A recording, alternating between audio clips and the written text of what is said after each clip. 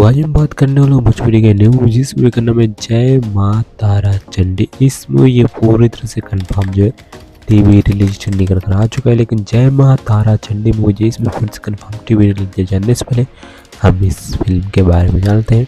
इस फिल्म के star cast में रहेंगे अंकुश राजा, रितु सिंह, प्रीति मौर्य, देव सिंह, त्रिवेणी सिंह कुशवाहा, अनूप अरोरा, श्वेता मेहरा, पूनम सिंह, बीना पांडे, शक्ति शालिनी शर्मा, अन्नू शर्मा, योगेश मौर्य।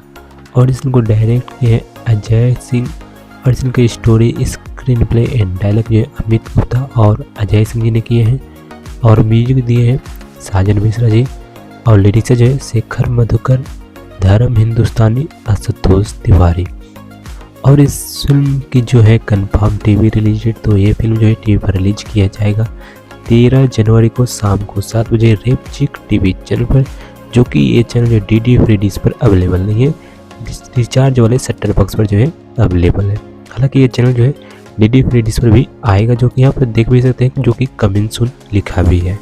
तो अभी फिलहाल में ये DD फ्री डिश पर नहीं है, जिनके पास सेट टॉप बॉक्स जो है रिचार्ज वाला है, तो इस मूवी जो है अपने रेपचिक टीवी चैनल पर देख सकते हैं शाम को 7 बजे 13 जनवरी को।